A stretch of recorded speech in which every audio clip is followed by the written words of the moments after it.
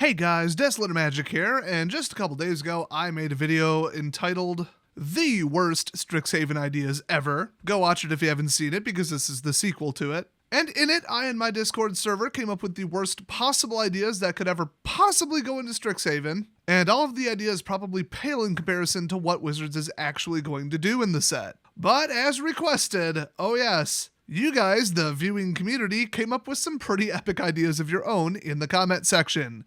This is my coverage of said comment section. Drew Longbreak said that at the end of the story for Strixhaven's official lore, Jace should wipe everyone's memory, and it becomes a non-canon set because of that. That doesn't really make sense logically, but okay. The next one was completely unrelated. It was about the whole foil screw up with the Secret Lair Bob Ross stuff, but if you ever just want to basically send me a message the laziest possible way, like you don't want to actually open your email program, just leave an unrelated comment on some rando video, and all comments everywhere are held for review, which means that I skim/speed read them first. So I will, in all likelihood, see it.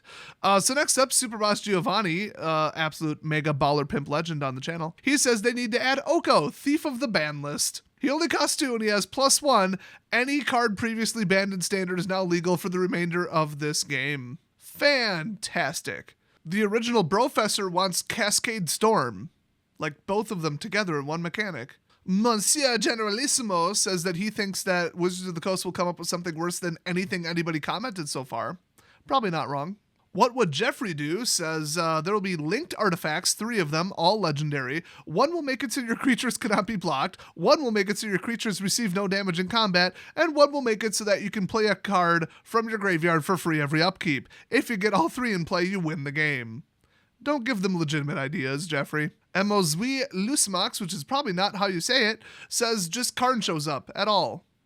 And also Jace becomes the headmaster of the school. Comet Dinosaur 9, whoa, too soon there, bro, says the worst card possible would be Broken Nonsense, that's the name of the card, 1 hybrid blue-green for the mana cost, legendary creature Dragon Phyrexian Sliver, the spell cannot be countered, protection from everything, hexproof, indestructible, and then Infect Flying, spells you cast can be paid with 2 life instead of mana, and then whenever you cast a spell, copy that spell 3 times. If a creature is cast this way, copy 3, or create 3 copy tokens. The legendary rule doesn't apply, and also it's a 21/21. Cue everyone saying, you just need to play around it. You just need to play around that 1 card. Find a way to deal with it. It's not too powerful. You just need a way to deal with it. The actual Joe Biden, which I suspect is not the actual Joe Biden, said that he wants 2-colored Devoid Tribal. Works for me. Philip Frekiewicz says Planeswalkers with Horsemanship and Island Walk.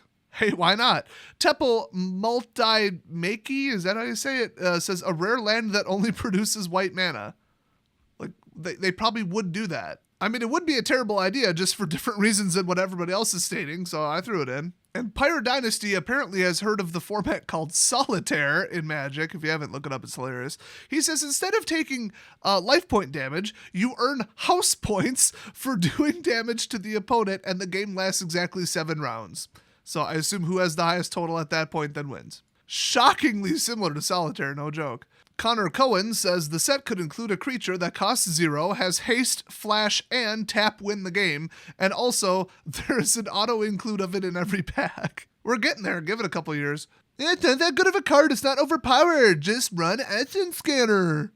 God, these net deckers trying to justify them playing this broken shit, it is really that bad. These people are that stupid. I'm not exaggerating in any way. They will go through mental gymnastics that are like Olympic grade gymnastics just to justify them just running an automatic I win broken deck that gets banned later. Jenna Gottlieb says reprint Apocalypse Chime. Damn right, that was the best card in the history of Magic. If I were to summarize what Commander Noob Jank Apprentice is saying, he wants each college to have a boy band.